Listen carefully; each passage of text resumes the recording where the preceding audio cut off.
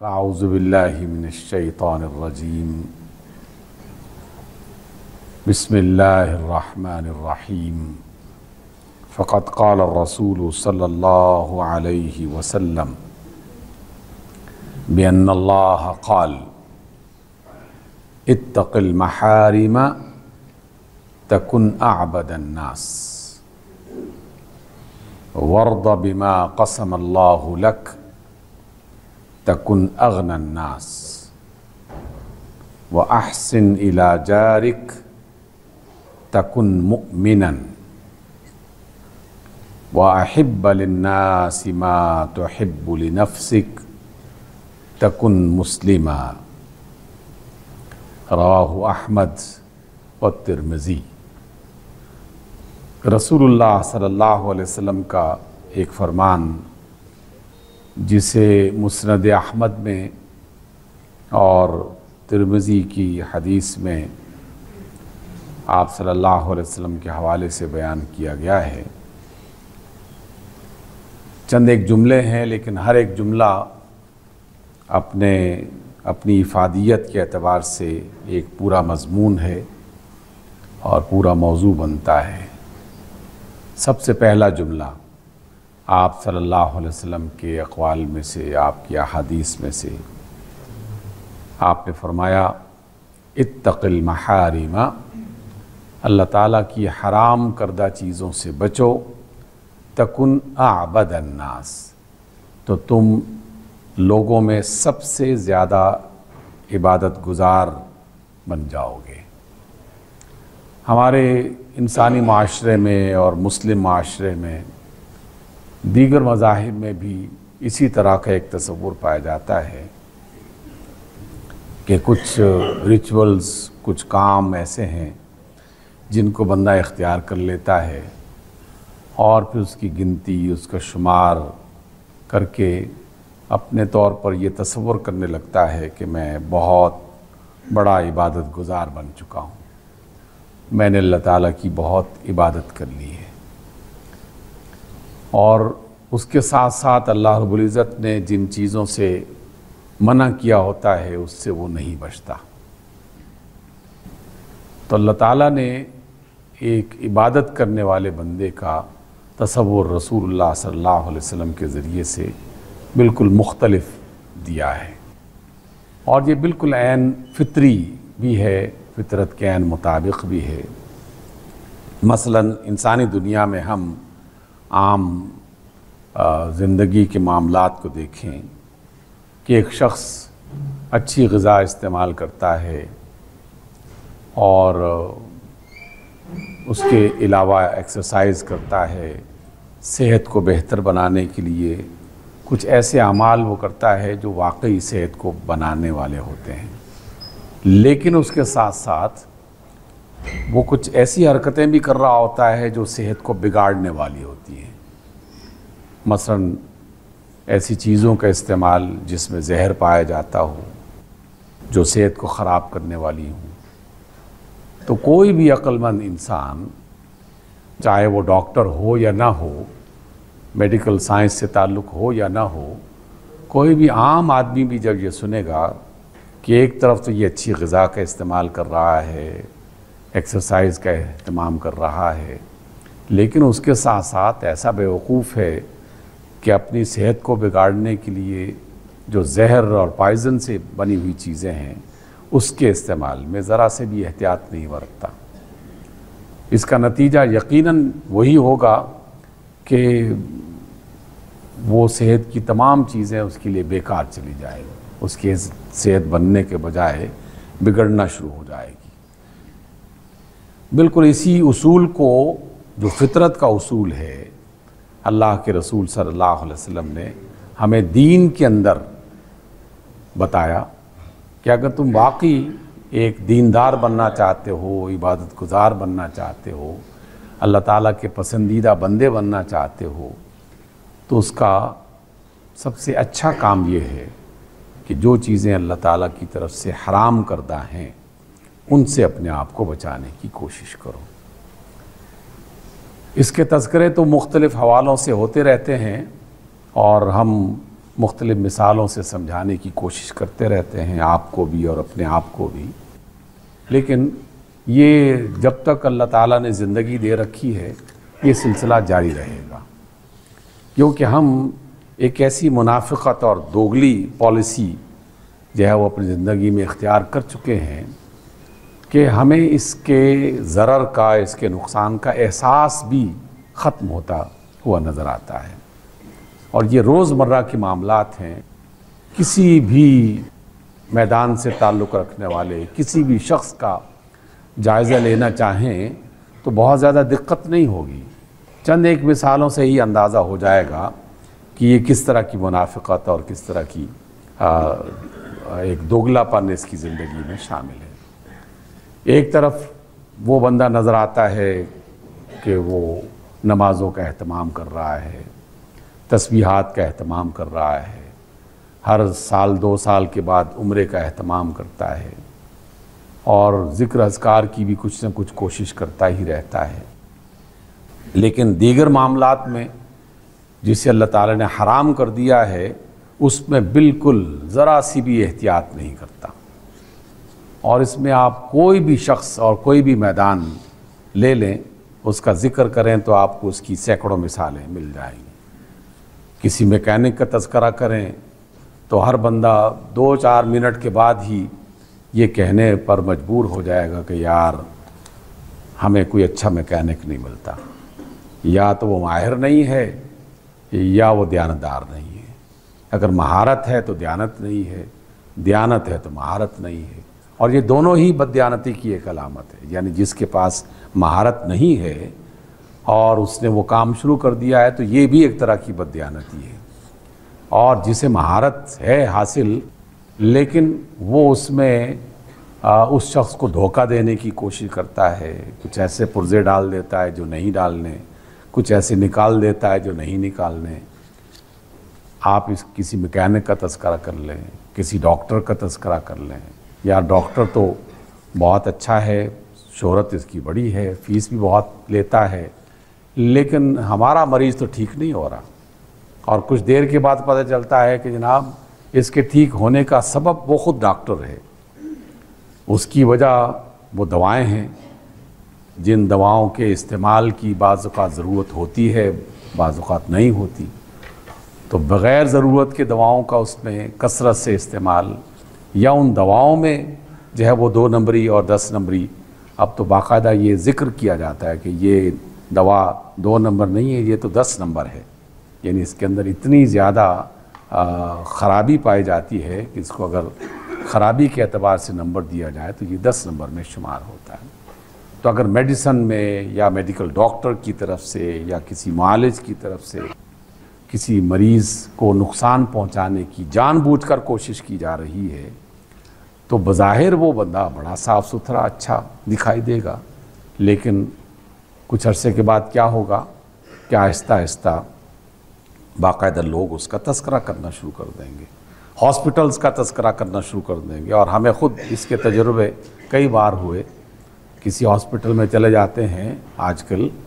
تو آپ ہاسپٹل میں داخل ہوں تو باقاعدہ ہاسپٹلز میں کچھ لوگ آپ کے ساتھ لگ جائیں گے، جیسے کسی منڈی میں کچھ لوگ ساتھ لگ جاتے ہیں نا، تو وہ آپ سے پوچھنا شروع کر دیں کہ ہاں بھی کیا مرض ہے، کیا مسئلہ ہے، اور کچھ ہی دیر کے بعد وہ آپ کو آفر دینا شروع کر دیں گے کہ ہمارے پاس فلاں ٹیسٹ اتنے میں مل سکتا ہے، فلاں ٹیسٹ اتنے میں ہو سکتا ہے۔ ڈاکٹرز باقاعدہ اس پینل کا حصہ بن جاتے ہیں، جن کی ضرورت ہے یا نہیں ہے وہ اس کا حصہ بننا شروع ہو جاتے ہیں۔ محض ایک تذکرہ اصل میں کسی ہاسپٹل کا نہیں ہے، اس ایٹیچیوڈ کا، اس عادت کا ہے جو ہمارے اندر بڑھنا شروع ہو گئی ہے۔ ہمارے اپنے ایک بیٹے کو میں لے کے گیا، مجھے اچھی طرح یاد ہے وہ دن،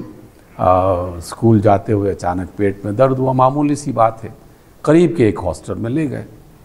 اب اس کے بعد چیک اپ شروع ہو گیا، ایک ڈاکٹر آیا، پھر دوسرا ڈاکٹر آیا، پھر تیسرا ڈاکٹر آیا، اور میں نے خود اپنے کانوں سے یہ جملہ سنا کہ فلاں کو بھی بلا لو،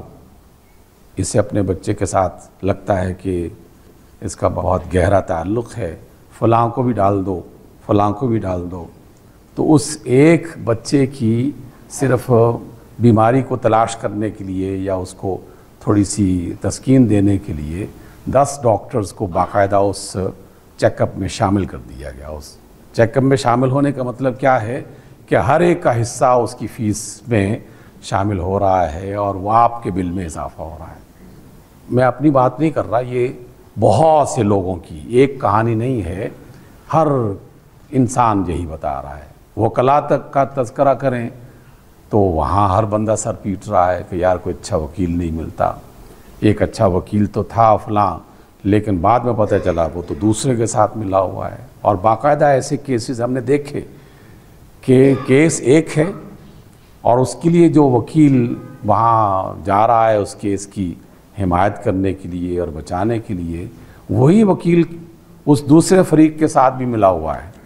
اس سے بھی فیس لے رہا ہے، اس سے بھی فیس لے رہا ہے، اور دونوں کو جو ہے نا وہ اس اپنے غلط کام میں لگا رکھا ہے۔ اس طرح کی ایک کہانی نہیں ہے، بے شمار کہانیاں۔ اس کا مطلب کیا ہے کہ ہمارا معاشرہ تمام تر دین کے ظاہری تقاضوں کو پورا کرنے کے باوجود، ظاہری تقاضے جس میں نماز ہے، روزہ ہے، حج ہے،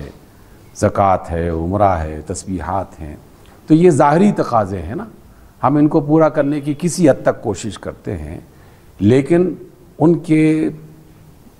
نتیجے میں جو انسان کے اندر تبدیلی آنی چاہیے وہ نہیں آ رہی۔ اس کی بنیاد پر بظاہر وہ آدمی سمجھتا ہے کہ میں بہت عبادت کر رہا ہوں اپنے اللہ کی، لیکن رسول اللہ صلی اللہ علیہ وسلم اس کے بارے میں اس کے برعکس فرما رہے ہیں کہ نہیں جناب، یہ عبادت نہیں ہو رہی، کیونکہ یہ عبادت تو اللہ تعالیٰ اپنے ہاں قبول ہی نہیں کر رہا۔ ہر وہ کام تب عبادت بنے گا جب اللہ اسے اپنی بارگاہ میں قبول کرے گا، اور اللہ اس شخص کو کیسے مان لے گا اور اس کی عزت کیسے کرے گا کہ جو ظاہر میں کچھ اور کر رہا ہے اور باطن میں کچھ اور کر رہا ہے۔ اسی وجہ سے یہ جملہ بہت بڑا جملہ ہے۔ یوں سمجھ لیجئے کہ پرہیزگاری کا وہ اصول جو ہم دنیا کے ہر معاملے میں اختیار کرتے ہیں، وہ اصول یہاں بیان کیا گیا ہے۔ اتق المحارم، اللہ تعالیٰ کی حرام کردہ چیزوں سے بچو، تکن اعبد الناس، تو لوگوں میں سب سے زیادہ عبادت گزار بن جائے گا۔ ایک شخص تہجد نہیں پڑھتا، صرف فرض نمازیں پڑھتا ہے، لیکن وہ لوگوں کے ساتھ دیانت کا معاملہ کرتا ہے، سچائی کا معاملہ کرتا ہے، ہمدردی کا معاملہ کرتا ہے، واقعی دل سے اس کا کسی دوسرے کے کام آتا ہے، تو یہ آدمی اس تہجد گزار کے مقابلے میں اللہ تعالیٰ کے نزدیک زیادہ پسندیدہ ہے، زیادہ بڑا عبادت گزار ہے کہ جو آدمی دوسرا طریقہ اختیار کر رہا ہے۔ تو اس لیے برائی سے بچنا یہ بذات خود اپنے آپ کو اللہ تعالیٰ کی پکڑ سے اور اس کے عذاب سے بچانے کا سب سے بہترین طریقہ ہے۔ اگر ہم واقعی اللہ کے عبادت گزار بننا چاہتے ہیں تو ان فرض نمازوں اور فرض عبادات کے ساتھ ساتھ ایک آسان سا نسخہ ہے کہ اپنے آپ کو اللہ کی نافرمانی سے بچاؤ۔ جس شخص نے رشوت سے اپنے آپ کو بچا لیا، بددیانتی سے بچا لیا، تو وہ چاہے نمازیں عام سی ہی پڑھ رہا ہو، 5 نمازیں مکمل کی گنتی بس مکمل کر دی، تو اللہ تعالیٰ کے ہاں وہ آدمی زیادہ پسندیدہ ہے، اور جنت کی ضمانت اسے رسول اللہ صلی اللہ علیہ وسلم نے باقاعدہ دے رکھی تھی اپنی زندگی میں، کیونکہ آپ کے زمانے میں ہی ایک شخص آیا اور آپ صلی اللہ علیہ وسلم کے پاس آ کر بلند آواز سے کہا کہ یا رسول اللہ صلی اللہ علیہ وسلم، کیا آپ نے یہ حکم دیا ہے کہ اشہد ان لا الہ الا اللہ و اشہد ان محمد رسول اللہ، اس کو پڑھو اور اس پر ایمان لاؤ؟ تو آپ نے فرمایا کہ ہاں، مجھے اللہ نے اسی بات کا حکم دیا ہے۔ پھر وہ بلند آواز میں کہتا ہے کیا آپ نے حکم دیا ہے کہ دن میں 5 نمازیں ادا کیا کرو؟ کیونکہ آپ کے جو صحابہ ہیں انہوں نے ہمیں آ کے یہی بتایا ہے کہ آپ کا یہ حکم ہے۔ تو آپ نے فرمایا کہ ہاں، یہ اللہ تعالیٰ نے مجھے حکم دیا ہے کہ دن میں 5 نمازیں ادا کی جائیں۔ پھر وہ بلند آواز میں کہتا ہے یا رسول اللہ، کیا آپ نے حکم دیا ہے کہ رمضان جب آئے تو اس کے روزے رکھے جائیں؟ آپ کے صحابہ نے بتایا ہے، تو آپ صلی اللہ علیہ وسلم نے فرمایا کہ ہاں، میرے اللہ نے یہ حکم دیا ہے۔ جملے پر دیکھیے، غور کیجئے کہ رسول اللہ صلی اللہ علیہ وسلم ہر جملے کی نسبت اللہ تعالیٰ کے ساتھ جوڑتے ہیں۔ کہ یہ اللہ نے فرمایا ہے، یہ اللہ نے فرمایا ہے، میں اسی کا پیغام تم تک پہنچا رہا ہوں، اور میرے صحابہ اسی اللہ کے پیغام کو اپنے واسطے سے آپ تک پہنچا رہے ہیں۔ تو آپ نے فرمایا کہ ہاں اللہ نے کہا ہے کہ روزے رکھا کرو، کیا آپ نے کہا ہے کہ اگر موقع ملے تو حج کیا کرو سال میں، یا جب کبھی موقع ملے زندگی میں ایک بار؟ تو آپ نے فرمایا کہ ہاں میرے اللہ نے اس بات کا حکم دیا ہے۔ یہ چند ایک باتیں مکمل ہوئیں، اور 3-4 منٹ کے بعد وہ شخص جو ہے وہ اٹھتا ہے اور کہتا ہے کہ یا رسول اللہ صلی اللہ علیہ وسلم، میں اپنی زندگی میں بس یہ چند کام جو آپ نے بتائے ہیں اور جس کی تصدیق میں نے آپ سے کروائی ہے کہ یہ اللہ کا حکم ہے اور آپ کی تعلیم ہے، میں ان کاموں سے نہ کوئی زیادہ کام کروں گا اور نہ ہی اس میں کوئی کمی لانے کی کوشش کروں گا، یعنی یہ کام میں بس کروں گا، اس کے علاوہ مجھ سے کسی اور چیز کا مطالبہ نہ کیجیے، اور یہ کہہ کر واپس پلٹ جاتا ہے۔ تو رسول اللہ صلی اللہ علیہ وسلم فرماتے ہیں کہ اگر اس بندے نے اپنی بات کو سچ کر دکھایا تو یہ جنت میں جائے گا، یعنی یہ جنتی ہے اگر واقعی اس نے اپنے قول اور اپنی بات کا بھرم رکھا اور ان باتوں پر عمل کر رکھا۔ اس کا مطلب کیا ہے کہ انسانی زندگی میں ظاہر کی کچھ چیزیں جو ہم اختیار کرتے ہیں اور ضرور کرنی چاہیے، وہ چیزیں باطن کے ساتھ جڑی ہوئی ہیں، ہمارے اندر کے کریکٹر کے ساتھ جڑی ہوئی ہیں، کردار کے ساتھ جڑی ہوئی ہیں، شخصیت کے ساتھ جڑی ہوئی ہے۔ اگر ہمارے ظاہری اعمال ہمارے باطن کی شخصیت کو تبدیل نہیں کر رہے تو پھر اللہ تعالیٰ کے ہاں اس بات کی ویلیو بالکل مختلف ہو جاتی ہے۔ اس اعتبار سے پہلا جملہ یہ ہے۔ رسول اللہ صلی اللہ علیہ وسلم نے دوسری خوبصورت بات ارشاد فرمائی، یہ بھی بہت اچھی بات ہے اور پلے باندھنے والی بات ہے۔ آپ نے فرمایا وَارْضَ بِمَا قَسَمَ اللَّهُ لَكَ تَكُنْ أَغْنَى النَّاسِ، اللہ نے جو تیری قسمت میں لکھ دیا ہے اس پر تو راضی ہو جا تو دنیا کا مالدار ترین آدمی بن جائے گا، دنیا کا غنی آدمی بن جائے گا۔ غنی عربی زبان میں مالدار کو کہا جاتا ہے۔ جو اللہ نے تیری تقسیم میں اور تیری قسمت میں لکھ دیا ہے اس پر راضی ہو جا تو تو دنیا کا مالدار ترین آدمی بن جائے گا۔ مالدار کون ہوتا ہے؟ مالدار وہ کہ جو دل کے اطمینان اور دل کے سکون کو میسر اس سے ہو جائے اور اس پر مطمئن ہو جائے کہ ہاں یہ چیز جو مجھے میسر آ گئی ہے میری بنیادی ضرورتوں کو پورا کر رہی ہے، اور اس کے بعد مطمئن ہو جاتا ہے کہ اللہ تیری عطا پر میں راضی ہوں۔ اگرچہ بہت کچھ کی تمنا کی جا سکتی ہے، جدوجہد بھی کی جا سکتی ہے، لیکن اللہ کی تقسیم پر راضی ہونا یہ ایک ایسی بات ہے جو اللہ تعالیٰ کو بے انتہا پسند ہے۔ یہ قطعی طور پر انسان کو سست کرنے اور بیکار بیٹھنے کی طرف اشارہ نہیں ہے، یہ اشارہ ہے کہ وہ اپنے مالک اور مولا پر پورا یقین رکھتا ہے کہ اے اللہ تو نے میرے لیے جو پسند فرمایا میں اس پر بالکل 100% راضی ہوں۔ انسان کے ہزارہا ایسے معاملات ہیں جس کے بارے میں ہر بندے کی خواہش ہوتی ہے کہ کاش یہ اس سے زیادہ بہتر ہو جاتا، یہ اس سے زیادہ بہتر ہو جاتا، یہ اس سے زیادہ بہتر ہو جاتا، اور قدم قدم پر اس کا دل اسے پریشان کرتا ہے، اس کا شیطان اسے جو ہے وہ آمادہ کرتا ہے اس مزید کی طلب میں اور اس مزید کے چاہنے میں۔ تو اس اعتبار سے اللہ کی رضا پر راضی ہونا یہ بڑے کاموں میں سے اور بڑے اچھے کاموں میں سے ایک کام ہے۔ رسول اللہ صلی اللہ علیہ وسلم کو ایسے لوگ اور ایسے افراد بہت زیادہ پسند ہیں۔ میں نے تحدیث نعمت کے طور پر، تحدیث نعمت کا مطلب ہے کہ اللہ تعالیٰ کی کسی نعمت کا ذکر کر کے خوش ہونے کی کوشش کرنا،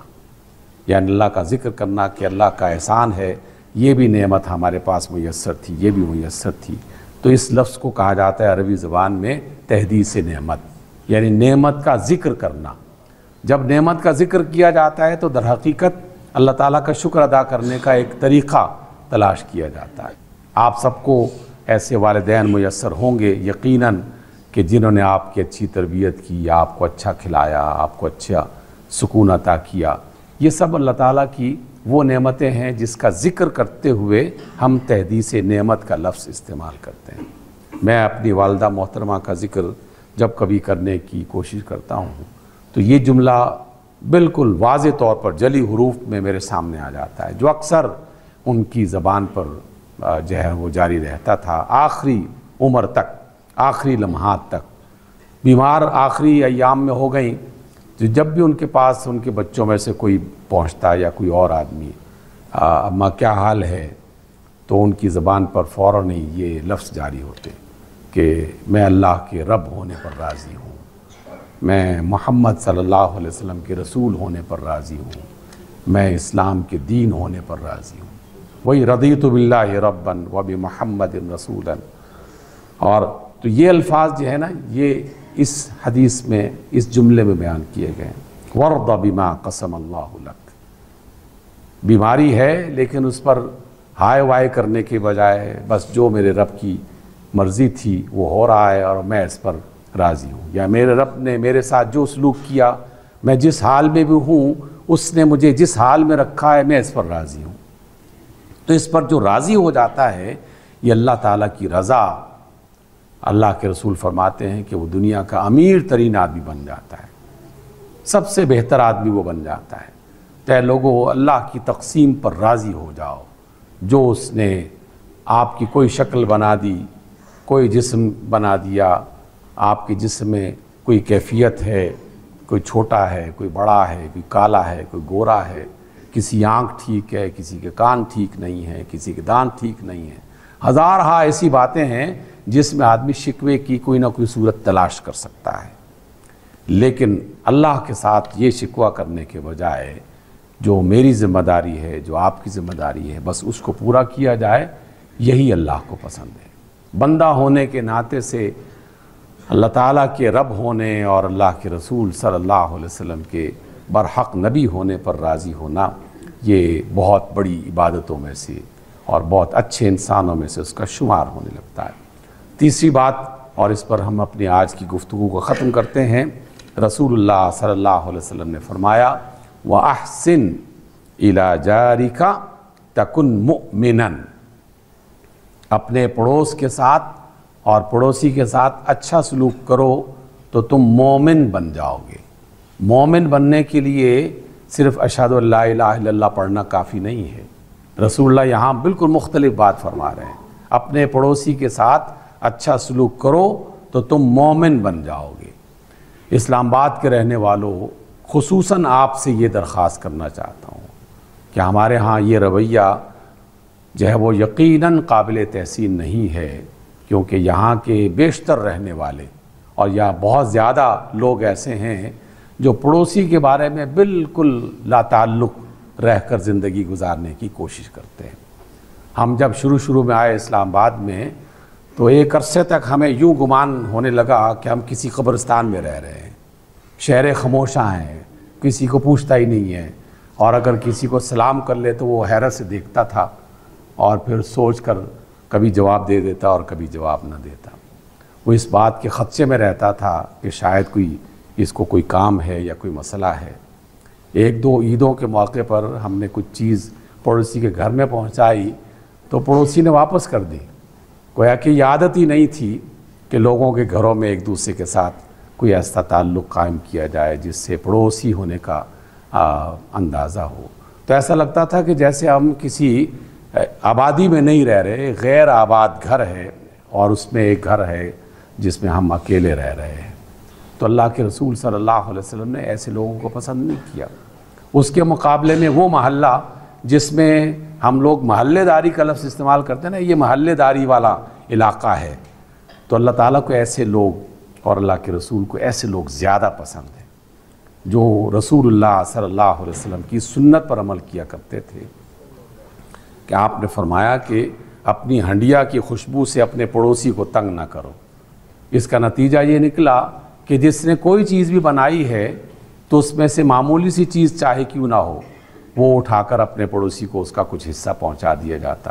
اور وہ اپنے پہلے پڑوسی کی طرف اس میں شریک کر دیتا۔ تو ایک محبت کا، ایک تعلق قائم کرنے کا جو ہے وہ رجحان پیدا ہوتا ہے۔ مسلم سوسائٹی، مسلم معاشرہ جیسے ہم لوگ گاؤں دیہات میں کیا کرتے تھے، یا گنجان آبادی اور گجرانوالہ اور یہ راولپنڈی میں ایسی بہت سے لوگ،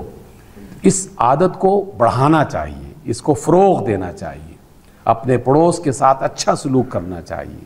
غم خوشی میں شریک ہونے کی بات تو یہ تو لازمی ہے۔